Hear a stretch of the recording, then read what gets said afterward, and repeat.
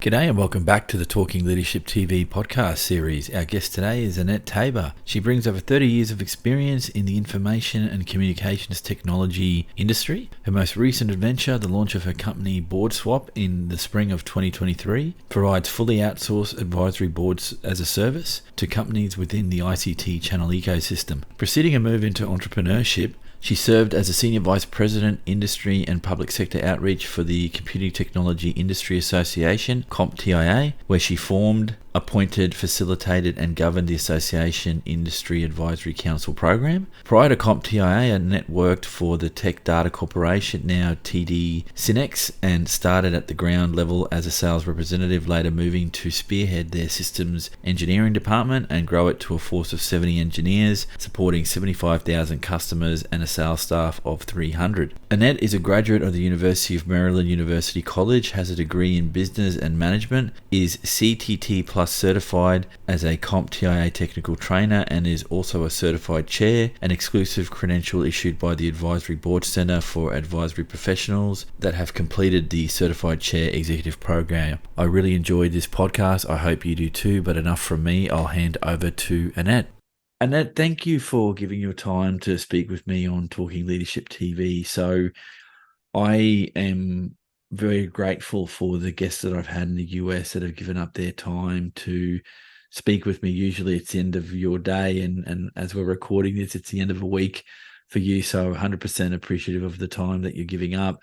And we've had some chats offline around trying to understand where we're coming from this leadership discussion, and you've schooled me up on a lot of things to do with advisory board, so I'm appreciative of that. I'm still a student in that regard, but more focusing on you, if I could. What does leadership look like and feel like to you, and if you had to define it, how would you define it? Well, I first of all, thank you for inviting me. This is a real pleasure. Thank you so much.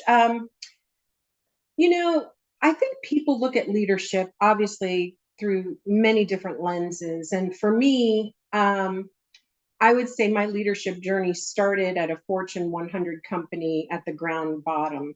And over the course of 15 years, working my way through that ladder, if you will, to get into an executive position. Um, and of course, when you're in that corporate environment, you get to see all kinds of leadership styles. I will tell you my personal opinion, excuse me, is that leadership to me is the ability to execute on the deliverables you're being asked to do with a very motivated team around you. Because for one thing, if there's not a buy-in from every single person on your team, then you're going to have a problem. So I feel like the definition of leadership is your ability to motivate and bring everybody to a common place and have everyone executing on all cylinders toward that common goal. Because when you have a motivated team, everything else falls into place, in my opinion. That's what I've seen. Thank you. The ability to motivate others and to get the team to be a high performing team, a team that focuses on continuous improvement. Do you think that the leader in that scenario, at least the scenario that you're painting, is the exemplar for how that has to play out, or is it to paint the picture of what you want the team to do and let them go and get it, not micromanage that process? How have you approached that? Yeah, well, I can assure you with my personality style, I am not a very detail oriented person. I like to kind of be a bit more on the visionary side, but I can delegate with authority and I have no problem with that. So I am not a micromanager. I think if there's anything that is the absolute worst trait of a leader would be to be a micromanager. And that to me points out the fact that you have the wrong people in the wrong roles if you have to micromanage. And then that gets back to interviewing skills, which is a whole nother conversation. But I absolutely lead by example, and I have no trouble jumping in and helping. So I'm the kind of person that, yes, I lead by example, but I work alongside my team at the same time. So, I've had roles where I was in the same job for a very long time, and I was able to refine the department and the work that we were doing to the point where it was running flawlessly. Um, so for me, that meant, okay, I got to go find something else to do to contribute to the value of what we're doing here. And so I would go off on my own and start building strategic partnerships with outside organizations to help deliver some of the value that we were building.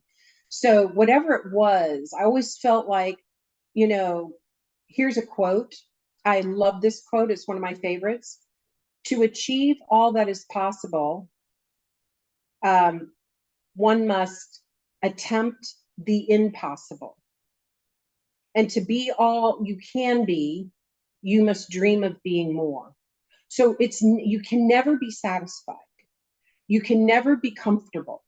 You always have to be reaching and growing and inspiring. And, I think one of the other things that I would say about leadership is get to know your people and understand what their strengths are.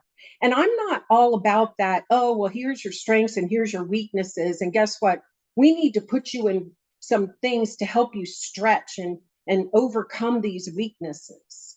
I'm not like that. I would be like, look, if you don't like doing that, then we'll find someone else that does. And we're going to use you to do what you like best. And we're going to get the most out of you because you're going to be highly motivated because you're good at this and that's what you're going to do on the team, and then we'll find someone else to do this other thing. That's how I manage and that's how I lead, because that's how I would want to be treated.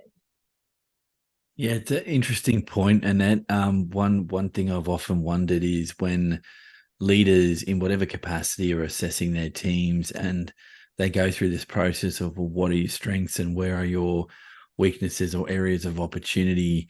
I often don't hear the discussion around why don't you maximize what people are very good at and focus your energies there rather than trying to build capabilities in areas where there's a known weakness or it's not something that drives you as an employee. Because I have to tell you, if I was working for you and you said to me, Eric, right, we're going to build these weakness areas, and well, I can do 100 other things a lot better over here. Why aren't we focusing there? I don't think I'd last too long working in a company like that. And I know that that happens fairly often, but I think the reverse is true. And what you've just said, if I was working for you and you sort of left me to my own devices, trusting in my own skill sets, it makes for a happier time in the workplace, 100%. I also resonate with and like when you say, well, you need to get to know your team. You spend a lot of time at work and a lot of time with these human beings and not getting to know them in terms of their professional skill sets as well as who they are as people leaves a disconnect if you don't try and do something like that. And I think in terms of size of business, the smaller the organization, a lot easier that is to do. Whereas the bigger the organization gets, I think there's some obstacles to that because you can't be with everyone all the time if you're running, particularly if you're working in multinationals. And that's where I think how you set up your management team, the executives, and how they do that and inculcate what I think you're alluding to, which is a functional organizational culture, is important. Give me an example if you can. I'm interested to hear this because I know you have a lot of experience in industry. Where has it gone? Where have you seen it go wrong? And how do you deal with a situation where the team is not functioning? How do you get it up to a functional level, or how do you get out of the quagmire you might be in? Well, I find that a lot of times when a team is not functional, it sometimes has to do with the relationship of the boss with the support departments. Meaning, you can't work in a silo, right? Even if you're a department leader, let's say you're the vice president of sales or whatever, you depend on a lot of other departments to meet your goal, right? And if your team isn't functioning well, sometimes, just simply, and I've done this before, I've done a survey, anonymous survey, stop, start, continue. That's it. Send me a note, print it, stick it in the box. I'm going to put it by the printer. What do you think we should stop doing? What should we start doing? And what should we continue doing? And when you get feedback like that, it brings everybody together, because then what are you going to do? You're going to go back to the whole team and you're going to say, okay, this is the feedback you all said anonymously. It's, we got to look at the good, the bad, and the ugly, and we got to get it right. So let's all figure it out, right? Like, let's problem solve this and let's all make it work so we all feel good about what we're doing. To me, I can't work any other way. It's just a natural instinct to be that way. But I would also say that it's important for the leader to build the relationships with the colleagues that they have across the organization, because if you don't have good working relationships with the other department leaders, your team is going to suffer. It doesn't matter what you're doing. You rely on the support teams to get everything done, right? Like, there's somewhere where you're going to overlap and you need that relationship at the higher level, because then it flows down. And I think when you're at an executive team meeting and you're sitting around the table with your colleagues, and you could talk about, oh yeah, Joe and Susie both got into it yesterday. Did you hear about that? Oh yeah, we should discuss the process that caused that issue, and let's maybe refine the process a little bit and then roll it out to our teams. And then it releases all that anxiety and stress from everybody else. So if there's a lot of that going on in a team, then I would say there could be other things going on there too, outside of that in specific group. I might take you to a more meta discussion, if we can, around what are you seeing in terms of leadership or leadership issues out in industry that has you maybe potentially concerned, or an issue that needs more attention in your travels. And again, I don't want you to identify an organization or any individuals, but just a key issue that you're seeing in the leadership space that you think needs a little bit more attention. Um,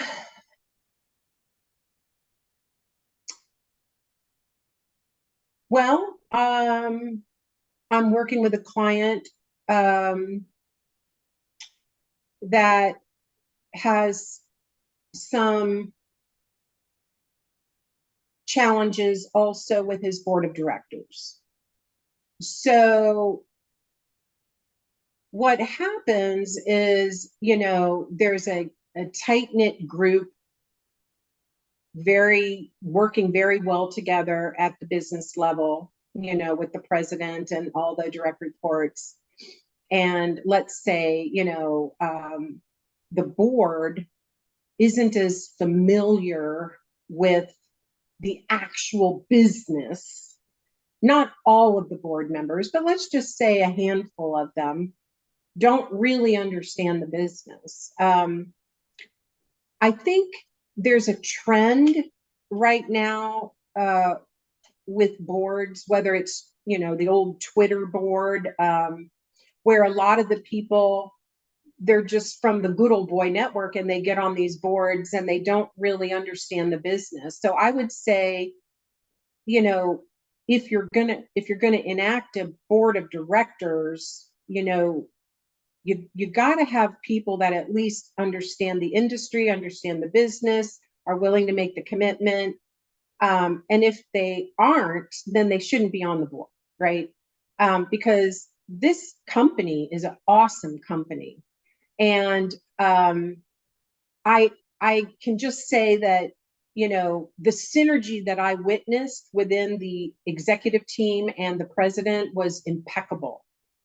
Um, but I feel that sometimes making sure that your board of directors is really supporting the business and not just, you know, an empty suit, if you will, that doesn't know really what's going on and just wants their name in lights because I'm on the board of directors at such and such a company. I mean, frankly, I heard that some of the Twitter executives didn't even have the Twitter app on their phone. They didn't even know what it was, you know. So, and I'm not picking on Twitter, you know. I know well, and now it's X, but you know, back in the day, this was years ago, right? I mean, so you hear stories like that, and then you think, like, really, like that's crazy. But um, I don't know if that helped answer your question, but I would just say making sure, especially now with the way the economy is and the way the, you know, the geopolitical situation is around the world. Um, I think leaders now more than ever need to really vet their advisors. And they really need to do a deep interview. And if they don't know how to interview, they need to hire somebody that knows how to do it right. Because you just you want to surround yourself with quality right now, especially. Yeah, 100%. And I think for some clarification that for those that might be watching and listening to the conversation or engaging with this content via the audio version of our conversation, that um, yes, there are a lot of organizations that have boards, and those boards are anywhere from dysfunctional to highly functional. And then you have your advisory board um, ecosystem, in which we've discussed, in which many people work, that is a temporary part of an existing board. And so that delineation of what expertise do you need on your board, and then what expertise do you bring in an advisory capacity, is an interesting question. And I would ask you, as an expert in that area, how many traditional boards do you think, or maybe not put a number of this, but in general, again, based on your experience, I think we'll go with that. Do you think boards look outside of themselves for expertise-based assistance, or do they only do that when the proverbial hits the fan and they need to do it because something's gone very wrong? No, I think we're seeing a trend where that's happening more. Right, And right. I think it's interesting because since the pandemic, you know, there's been a lot of change, right? So whether it's sustainability or ESG scores or diversity and inclusion, all these things that traditional board members may not have that skill set. They're not schooled in these areas. They may come from a different generation altogether that doesn't even understand it, right? But that's where you'll find a board of directors will augment the work of their board work at the board of directors level or the governance board with a formalized advisory board. And in some cases, it's something as simple as there's one guy on the board of the directors that's a CISO or a cybersecurity officer, and he doesn't want to be the one to make the final decision on what the company's cyber program or policies are going to be, right? Even though he has maybe an IT department, a CTO that's working in the company, or a CIO, sometimes because he's the only one on the board of directors that has some cyber background, the rest of the board members kind of pivot to that person and say, well, what do you think? Is this what we should do? And they're like, look, I don't want to make a decision on behalf of this multi-billion-dollar company. I think maybe we should bring in an advisory board of cybersecurity experts to augment the work we're doing here. And let's get multiple people to look at the situation and offer us several different approaches so that then we can all agree on what approach we feel is the best. And I think that's where you're seeing governance boards overlap with advisory boards in the way that we've never seen before. Um, and they can be standalone and they can continue. So once that challenge or solution is solved, then they can change that charter for that board to the next big problem that the board of directors needs to focus on. Maybe they want to expand internationally, or maybe they want to acquire another business and they don't have anyone on the board that has that expertise, and they can't afford to bring in a high paid consultant. But they want people that have been there and done it, and they could build a board for something like that. So yeah, there's multiple uses for advisory boards, and governance boards and support collaboration. It becomes like a governance system where the governance board is engaging with the advisory board, and there's that overlap of the Venn diagram where they're both kind of working together. And it's great because you've got, in that scenario, your advisory board is not being held to the legal and fiduciary responsibilities that the board of directors has. So they can be a little bit more open and flamboyant in their thinking, if you will. And in many cases, that's a good thing. It's a refreshing way to get new perspective. Yeah, it's definitely an interesting ecosystem. I'll borrow that word that you just threw out there, because in my career coming up, I always looked at the traditional board as being the peak, the be all and end all of bigger organizations and big industry bodies. And the reality of it is not every human being on every board has all the skill sets that you might need to tackle any given issue. And when you talk about an ecosystem, that there are other ways to tackle those problems where you can get expertise in that don't have the shackles of the fiduciary responsibilities that come with being a part of the board of directors. That's an interesting space to play in, and all of the potential leadership issues that come with that level of governance is something we're not going to talk about today, but definitely something we will come back to,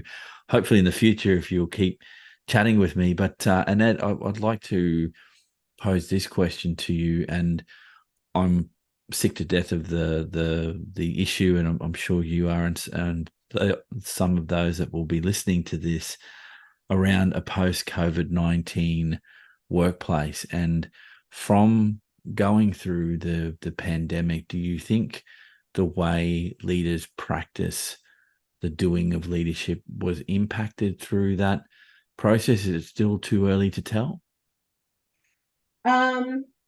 Well, I think we've learned a lot.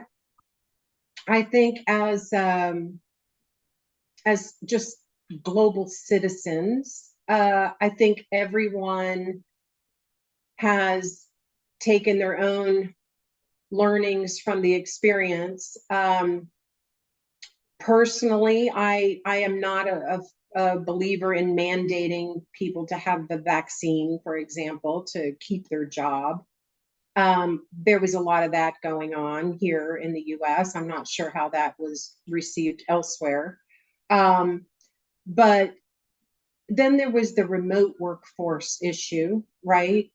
Some companies just shut down their office and everybody had to be remote. And a lot of the IT departments were not prepared for that, to be able to outfit people with laptops and get everybody up and running. I mean, there was a lot involved in making all that happen. And I would say, as global citizens across this world, trying to keep the global economy moving, I think we did a pretty darn good job, considering what we were up against. So from the tech industry where I come from, I think there were a lot of lessons learned. I think, I hope that leaders will be more inclined to not rush to make decisions so quickly, to let the process evolve, and that we don't make rash decisions. I just feel there was a lot of just freedoms, frankly, that were taken away from people that didn't need to happen. Um, Obviously, there was a period of time where we didn't know, right? And so people are defaulting to doing what they felt was the most important for the safety and well-being of their employees and everything. So you can't really fault them for what they did, but at the same time, under the circumstances, with what we know now, I think, I hope that leaders will be a little bit more reflective before they make decisions. No, thank you for that. And it's a question I'm asking in most of the podcast sessions that I'm recording around what have we learned? What are the issues that are a hangover from the process? And that one that you brought up about the remote workforce and what does that mean going forward, I think is a particularly interesting one, not just for discussion, but what does it mean for different types of businesses? And a theme that keeps coming out is in some roles, working fully remote can make some sense because you don't need to be in an office space. But if you're working in an industry where you are producing a good or you're on a production line, then working from home makes a little less sense. And then there's this idea about equity in the workplace that the blue collar workers have to suck it up and be in-house and work on site, whereas those in white collar jobs can work from home, can hybridize their work experience, and all of the issues that come from that. And I truly believe we're going to be talking about this for decades to come, around what was the good and bad of how leaders responded to it. The only thing I'll throw in here as a topic that I'd like your view on, if you have one, and that is, I think a lot of leaders weren't prepared for the shock of what came, and then demonstrated their ability to lead by being adaptive and looking to how do I get the best from my people whilst keeping them safe in an environment that threw up a lot of question marks about what do we do to ensure the safety of our people and then the longevity of the business. Does that ring true for you? Do you have a slightly different view?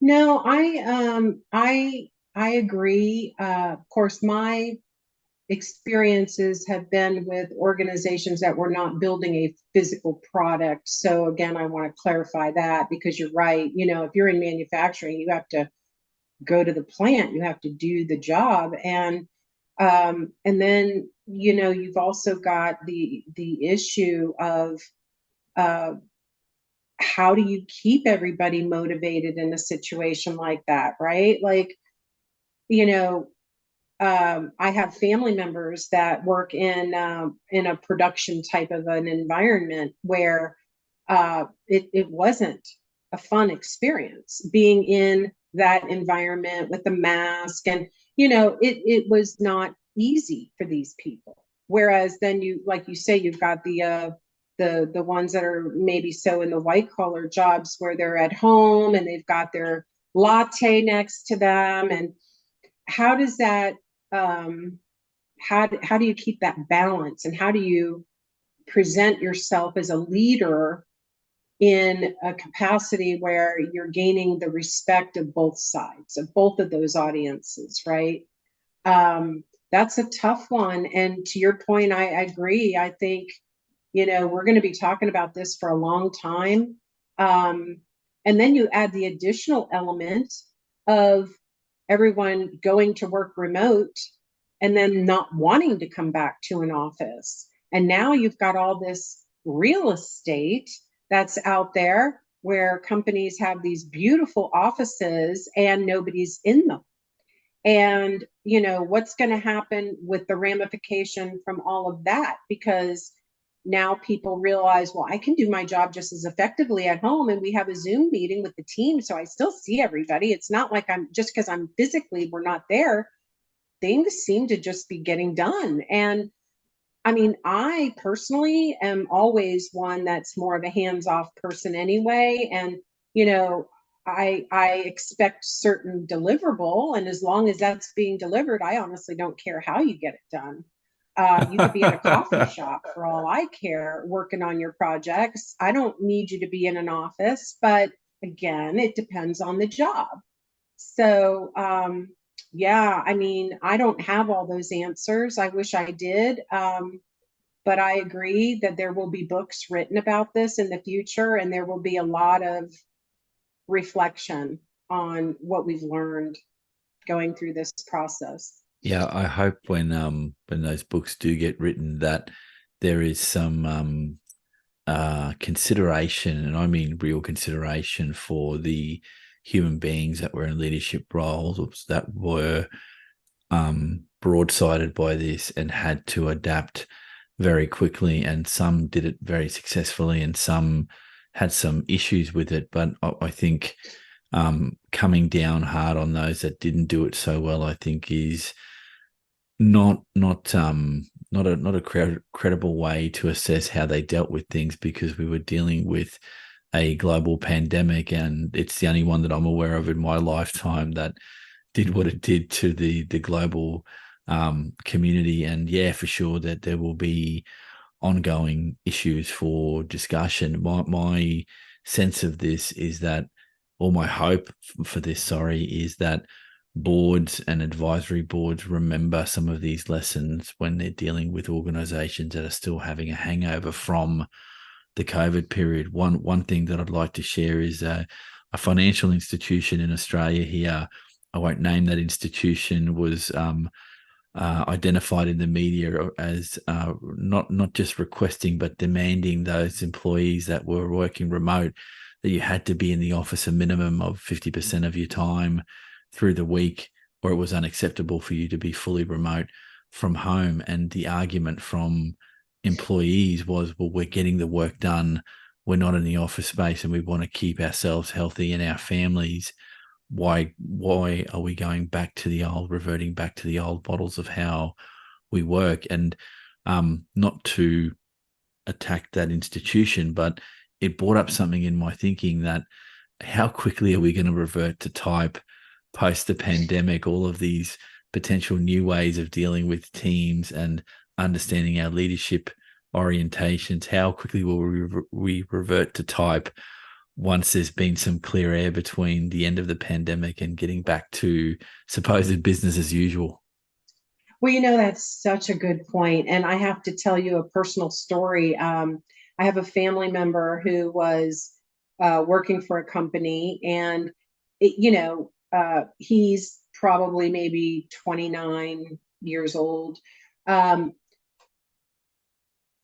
it was like his first big kind of job, if you will, right? And he was told that, look, you can work remote 2 days out of the week. And then 3 days you have to be in the office. This was how he was hired, right? So he was working, going into the office, and then the pandemic hit. And of course, they made everybody work remote. And all the employees got really used to working remote. Then the boss came back and said, well, now we need you back in the office 3 days a week. And there was all the hemming and hawing and, oh my God, this and that, and bitching and complaining. And they went back 3 days a week, and the production was less. So the president told them all to go back to working remotely full time. And that's a true story. So for what that's worth, I don't know if it works everywhere, but it worked for that company. Yeah, and again, the challenge that was brought out through the pandemic is what our traditional views of what the work mode is for our teams has now been challenged to the degree that each industry sector has to deal with that. And some will have some unique solutions to it. Others will be forced to reconcile with the fact that you need some people on site And in some professions, I'm thinking medical, hospitals, you can't have nurses working remote. Right. You can't have doctors working remote, although you do have, in Australia, we call it telehealth, where you can talk to a Yeah, we doctor. have that But too. yeah, okay. But the degree to which you still need to physically be in a space in some professions and be face to face with people, you can't get away from that. Look, and this has been really interesting, and I do want to continue the conversation, but it would be remiss of me if I didn't ask you this before we end the podcast. Sorry, the nature versus nurture issue: are leaders born or are they made? Oh, wow. Um,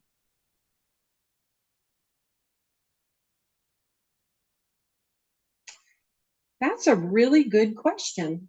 I I can only relate to my own personal experience.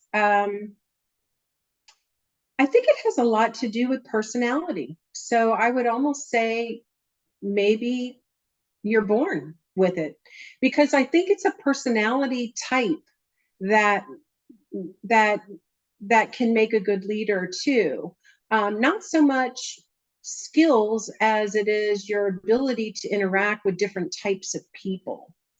Um, and like there's those DISC assessments and different personality assessments. I highly recommend that executive teams do that, so that everybody knows what their personality type is, so that they make the most of engaging with people that are completely opposite. Because when you're in a team environment, and if you don't know those little triggers that can set someone off just because you're a certain way and you don't think that it was a bad thing that you said, you didn't intend it to come across that way, but they took it that way, right? So, I think personality has a lot to do with it, but I also agree that, being nurtured, being mentored, being told what your blind spots are, so that, I had a mentor once that gave me my performance review. I will never forget him. And it was a great review. I was a hard worker. I was successful, but he took the document and he flipped it over on the table and he pushed it to the side, made this physical movement, and he said, Annette, now that that's out of the way, let's really talk. And it was at that moment, and again, I was very young in my career. I wasn't even at the executive level yet. I was a senior manager. And he said, you got to understand your work ethic is a lot more, you're he basically said, you're running circles around your peers and they don't like it. And I'm like, what? And I don't say that because I'm trying to promote myself or anything like this. I'm not trying to be conceited or anything. I'm honestly telling you the truth.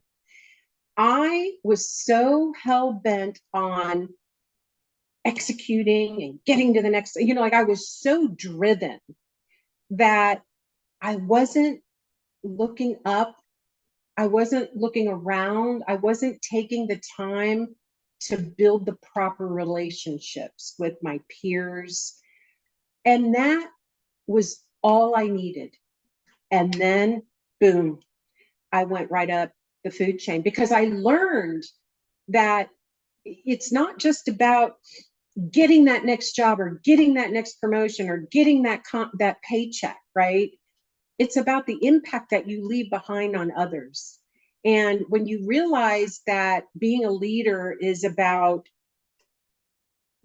bringing everyone along the path and the journey with you, you would just be surprised the momentum that comes with that.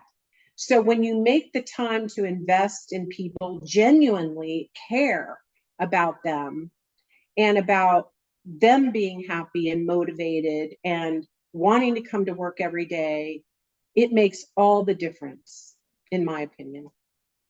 Yeah, 100%. And that's a really nice way to end the podcast. Thank you for your time today, mate. Thank you. I appreciate it. It was a lot of fun, Eric.